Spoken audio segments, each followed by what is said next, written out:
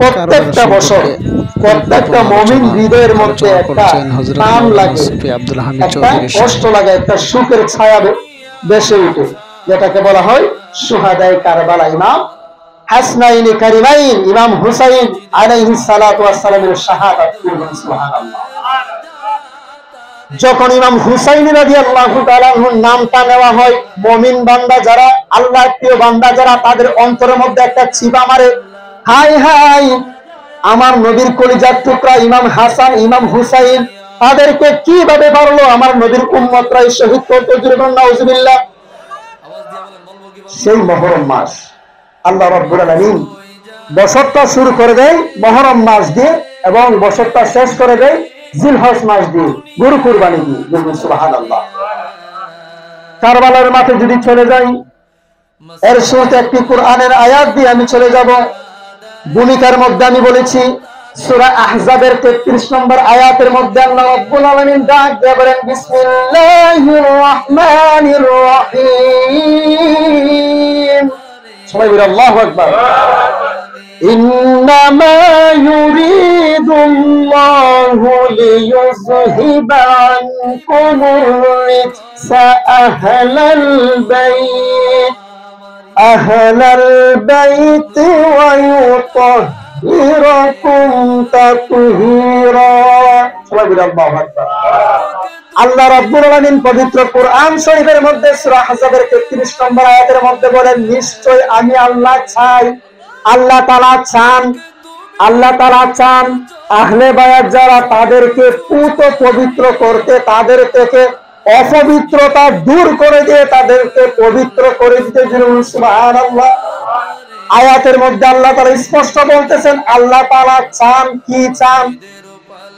আহলে বায়াত যারা, নবীর পরিবার বর্গ যারা, নবীর সাহাবী ইমাম হাসান হুসাইন, হযরত আলী, মা ফাতেমা সহ নবীর স্ত্রী যারা, আল্লাহ তাআলা চান তাদের থেকে অপবিত্রতা দূর করে দিয়ে তাদেরকে পুত পবিত্র করে দিতে।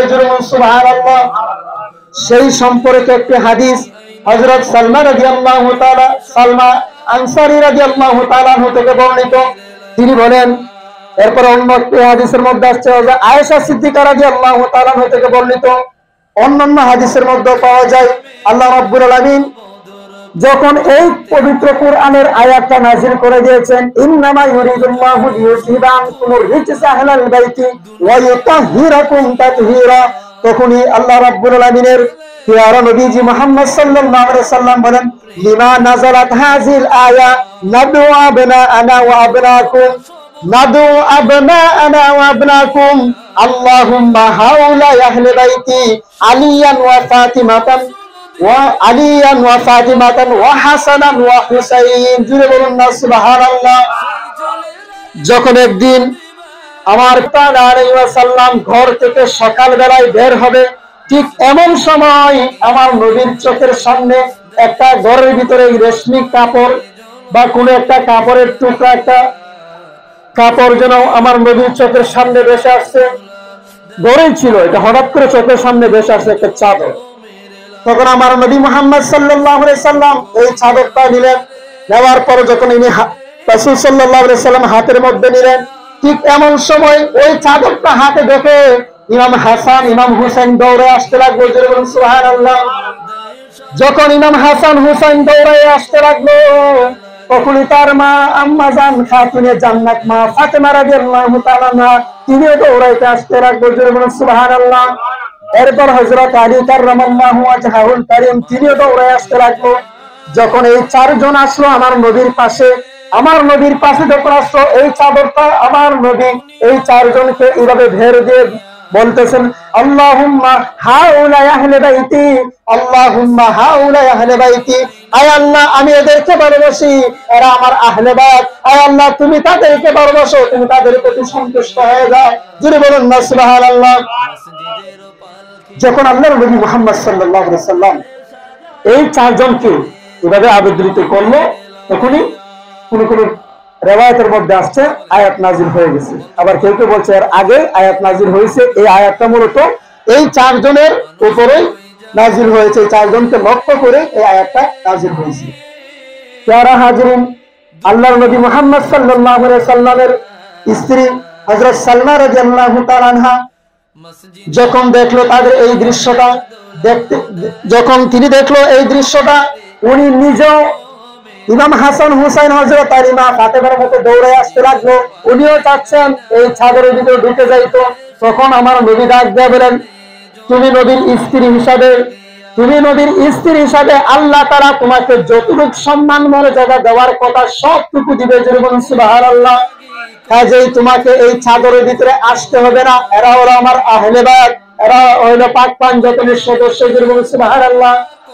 আহলে বাইত মূলত তাফসীরি কিতাবের মধ্যে আসছে, কোরআনের ব্যাখ্যার মধ্যে আসছে, মূলত যাদেরকে আহলে বাইত বলা হয় তারা হলো ইমাম হাসান, ইমাম হুসাইন, হযরত আলী রাদিয়াল্লাহু তাআলা আনহু, মা ফাতেমা রাদিয়াল্লাহু তাআলা আনহা। এই চারজন এবং নবী মুহাম্মদ সাল্লাল্লাহু আলাইহি সাল্লামকে আহলে বাইত বলা হয়। সুবহানাল্লাহ। এরপরে নবীজির চাচা আব্বাস রাদিয়াল্লাহু তাআলা, হামজা রাদিয়াল্লাহু তাআলা, জাফর রাদিয়াল্লাহু তাআলা সহ অন্যান্য ব্যাখ্যার মধ্যে ওনারও আসছে।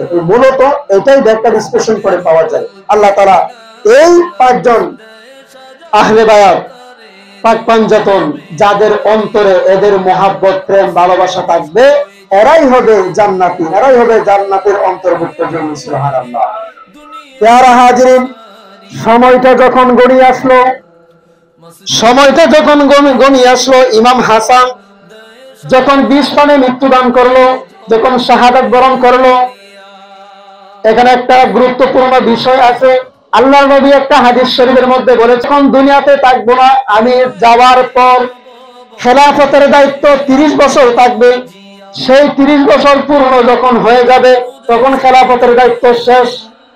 যখন নবী মুহাম্মদ সাল্লাল্লাহু আলাইহি সাল্লাম ইন্তেকাল করলেন, পর্দা করলেন, দুনিয়া থেকে চলে গেলেন পরজগতে, এরপর তো যখন আবু বকর সিদ্দিক, ওমর, ওসমান জিন্নুরাইন, হযরত আলী যখন দায়িত্ব পালন করতে করতে যখন হযরত আলী শাহাদাত বরণ করলো, আপনি হিসাব করে দেখবেন ইতিহাসের মধ্যে তারা যে কয় বছর দায়িত্ব পালন করেছে, এর মধ্যে থেকে হযরত আলী দায়িত্ব শেষ, আরো 6 মাস বাকি ছিল 30 বছর পূর্ণ হওয়ার জন্য।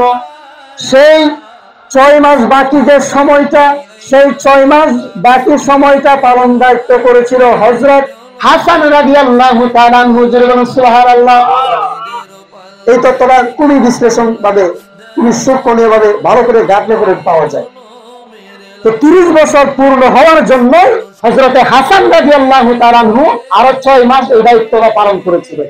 যখন এই 6 মাস দায়িত্ব শেষ, ওইদিকে যখন মুআবিয়া রাদিয়াল্লাহু তাআলা আনহু তাকে যখন দায়িত্ব নেওয়ার জন্য মানুষে অনেক কিছু বলতে লাগলো, অনেক বড় বড় কাহিনী, শেষ পর্যন্ত ইমাম হাসান রাদিয়াল্লাহু তাআলা আনহু কয়েকটা শর্ত দিলেন, যে শর্তের মাধ্যমে দায়িত্ব তার কাছে অর্পণ করে দিবে, দায়িত্ব দিয়ে দিবে। এই দায়িত্ব তিনি মেনেছিলেন শেষ পর্যন্ত। যখন মুআবিয়া রাদিয়াল্লাহু তাআলা আনহু ইন্তেকাল করেন, তারপরে ইয়াজিদ, নিষ্ঠুর ইয়াজিদ, যে নামটা শুনলে শরীরের মধ্যে একটা জিদ চলে আসে, একটা ঘৃণা চলে আসে। পৃথিবীর মধ্যে 2টা নাম খুব সম্মানিত, খুব মানে লক্ষণীয়। একটা হলো আপনার উত্তম নাম, আর একটা হলো ঘৃণিত নাম। উত্তম নামটা হলো ইমাম হুসাইন, আর ঘৃণিত নামটা হলো ইয়াজিদ। ইয়াজিদের নামটা শুনলে মনের মধ্যে